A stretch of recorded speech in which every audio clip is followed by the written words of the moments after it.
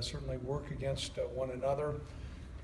Obviously, too, Northern Illinois is right around the corner, so different elements of the game plan and getting ready for those guys. Finding more and more guys out there at full speed, which is encouraging as we get closer to game time. We did quite a bit of work with the kicking game, which we were encouraged about.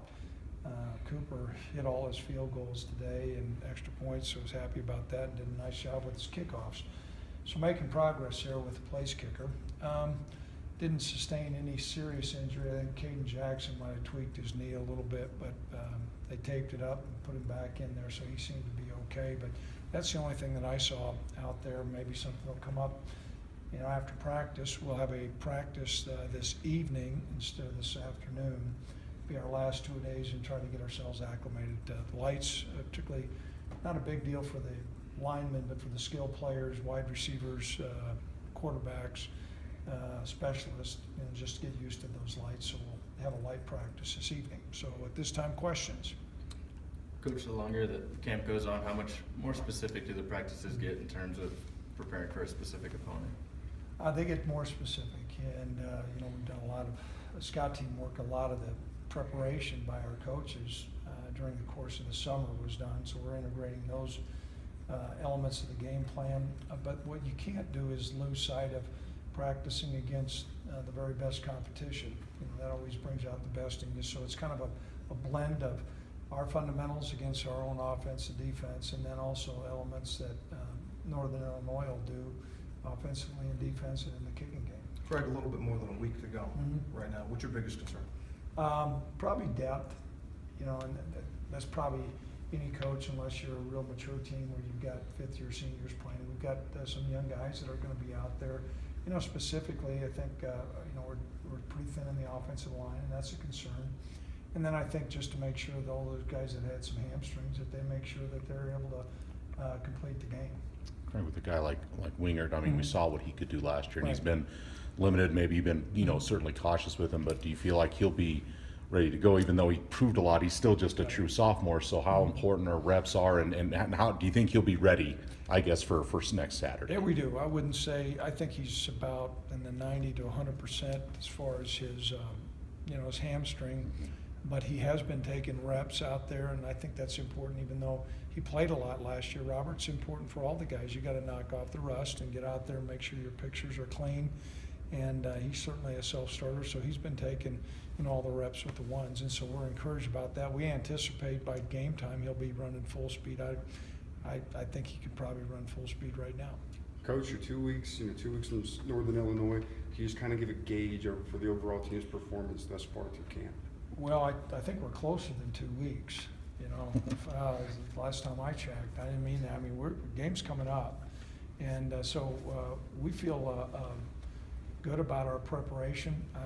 Northern Illinois is not only a great team, but a great program, and it's certainly going to provide an outstanding test for what I think is still a young football team. But great look in the eye of the guys. We're more athletic than we have been, and even though we're still thin, I think we're deeper at a lot of things. It was an indication we're probably not going to play as many freshmen right now as what we did last year. Special teams are a little bit more fortified than they were last year, so we're encouraged about that. Craig, I know you have your last scrimmage on Saturday, and then still got some practice. You still are thinking, at least at this time, probably same amount of plays, same types of things, or might be altered a little bit as you close camp, or do you really know yet? No, we know. Saturday's scrimmage will be more of a game-like situation.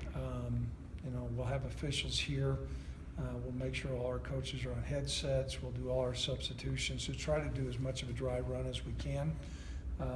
I do believe that you have bumps and bruises during fall camp. It's going to be important by the time the game comes around that those things are all healed up. And so while a guy may be cleared for full activity, you pound on you got 300-pounders bashing on each other for this minute. You're going to have bumps and bruises. What we'll put our heavy work in right now, and then as we get closer to the game the last couple of days, we'll cut back on the amount of contact that we have and make sure we're set, ready to go 8:30 on Saturday night.